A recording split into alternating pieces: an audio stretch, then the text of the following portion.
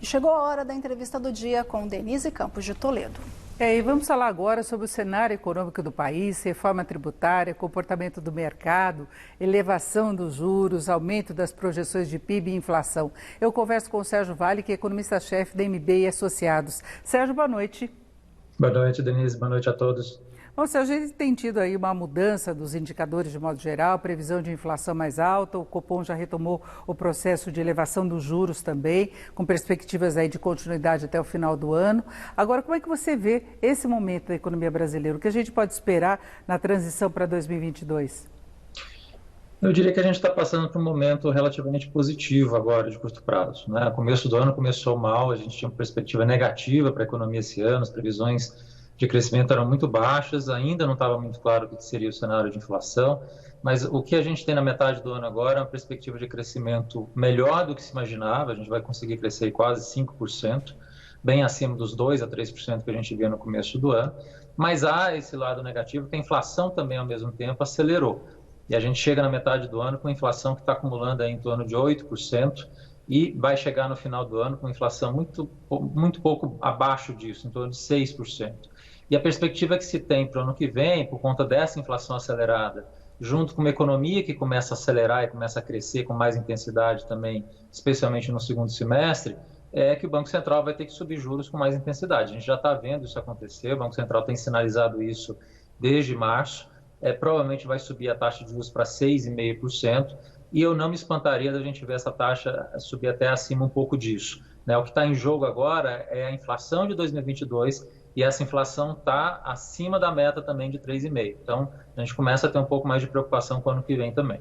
Agora, mesmo com essas projeções de um desempenho melhor da economia brasileira, a gente tem alguns problemas aí no cenário. Um deles é a crise hídrica, que tem impacto sobre a inflação. Eu queria saber se você acha que pode ter também sobre a atividade, e a pandemia, que é uma situação não resolvida. Até que a gente falou das coisas boas, né, Denise? Agora a gente tem as coisas realmente que são complicadas, que são justamente essas.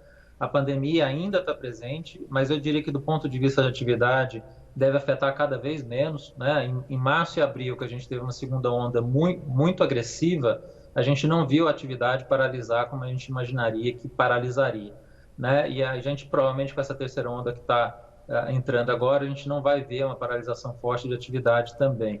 Agora, a crise hídrica tem o potencial de afetar de forma significativa o segundo semestre.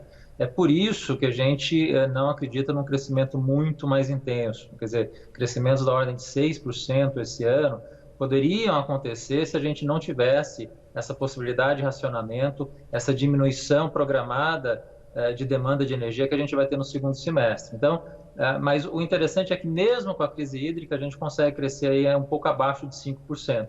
Então, ela vai acabar, no final, não afetando tanto os números de crescimento no final de 2021.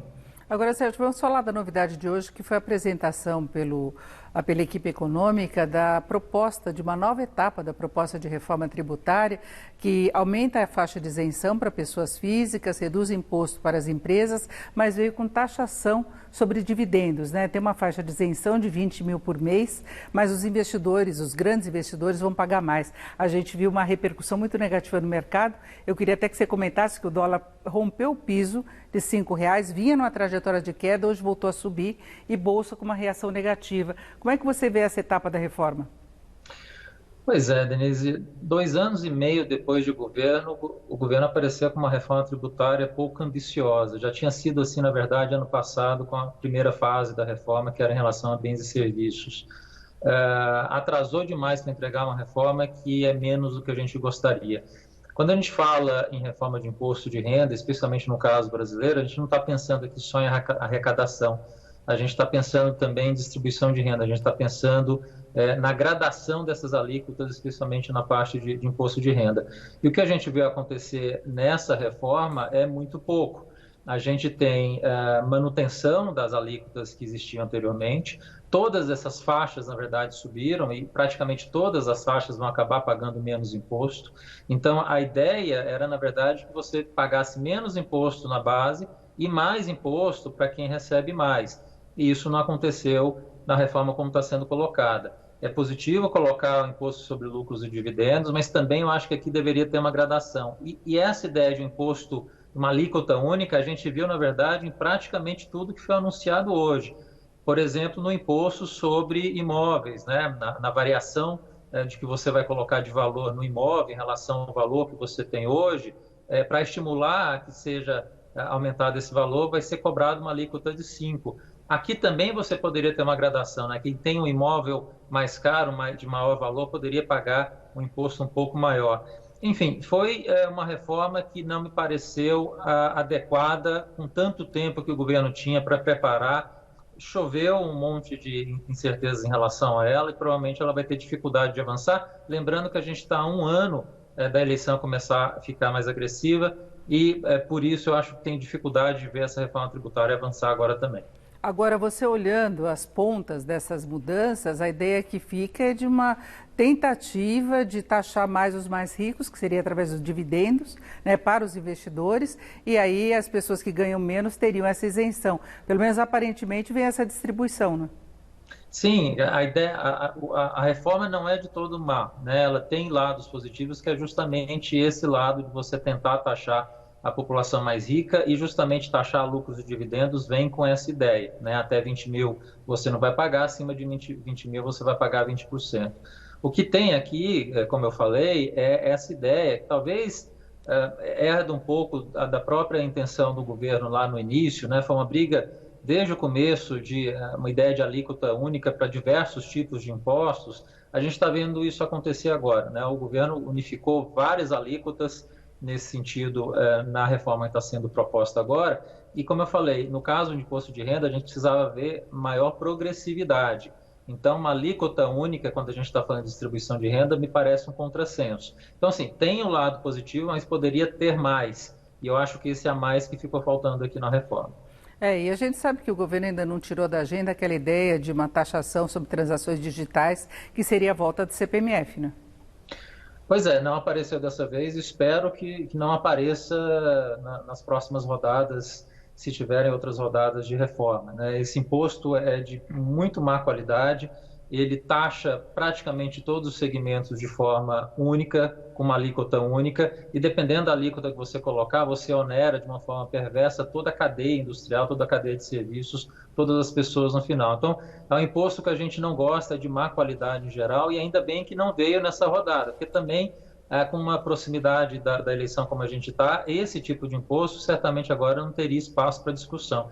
Mas o que se coloca, Denise, é que, de novo, a reforma do ano passado e essa são pouco ambiciosas, tão atrasadas, porque já era para ter sido discutida anteriormente, e eu tenho muito receio de você aprovar uma reforma que está aquém do que a gente poderia, e você perde a oportunidade de discutir uma reforma mais ampla, dado que, no caso da reforma do ano passado, na reforma sobre bens e serviços, você tem duas propostas muito robustas, muito boas na Câmara e no Senado, que o governo deixou de lado. Eu tenho receio que nessa questão do imposto de renda também você não agregue sugestões positivas, como na questão da progressividade, o governo acabe aprovando algo que seja aquém do que a gente gostaria. E o que a gente tem visto é que o Congresso consegue colocar muita coisa nos projetos que, em princípio, vêm com boa intenção e depois acabam distorcidos, né?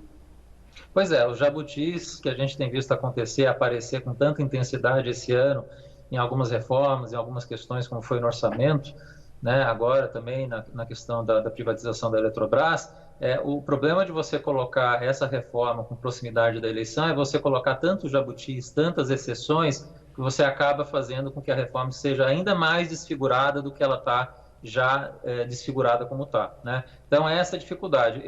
Eu gostaria de ver, na verdade, que essa ideia de uma reforma tributária mais ampla fosse discutida ao longo desses próximos 2 anos, para você ter uma reforma muito mais robusta, tanto sobre bens e serviços quanto sobre a renda, num primeiro ano de mandato. Aí você consegue implementar uma reforma mais profunda, mais robusta, com todas as divergências que pode ter em termos de setores, em termos de estados, né? Mas discutir reforma desse calibre, tão próximo da eleição, me parece que a gente não vai conseguir entregar o que a gente precisa. Bom, e Sérgio, para fecharmos essa questão da retomada do crescimento, vocês aí na IMB têm acompanhado, inclusive, o aumento da desigualdade social, o aumento da miséria mesmo. Não é que é uma coisa que vai ficar mesmo com a economia reagindo, não é? Pois é, Denise, esse é um efeito desse PIB que a gente começou num termo positivo, né? O PIB está crescendo quase 5%, mas a gente tem uma economia hoje quase bipolar, né? A gente tem uma classe média que está indo relativamente bem, commodities que tem um peso grande dentro da economia brasileira estão indo bem, mas tem uma parcela que é a maior parcela da economia brasileira que está indo muito mal. O desemprego está elevado em torno de 15%, o subemprego hoje está na casa de 30%, é o dobro do que era 6 anos atrás. A desigualdade de renda cresceu de forma significativa. Hoje, nos nossos cálculos, você tem 61% das famílias brasileiras na classe D e E, que é um aumento de quase 10 pontos percentuais em relação ao que a gente tinha em 2019. Então, assim, a gente teve um empobrecimento grande da população brasileira que começou, na verdade, lá atrás, na recessão de 2015 e 2016. Então, isso é muito difícil de lidar. Para você conseguir começar a melhorar a desigualdade de renda e desemprego, a gente vai ter que ter um ritmo de crescimento muito mais forte. E não é o que a gente está vendo. Esse crescimento que a gente tem em 2021 é um crescimento cíclico por conta da base de comparação do resultado muito ruim que a gente teve ano passado. Mas 2022, por exemplo, o crescimento é em torno de 2%. Não é suficiente para a gente conseguir melhorar a taxa de desemprego ainda. Perfeito. Nós ouvimos o Sérgio Vale, que é economista-chefe da MB Associados. Sérgio, muito obrigado. Uma boa noite. Bom final de semana. Boa noite, Denise. Obrigado a todos. Boa noite. Vocês.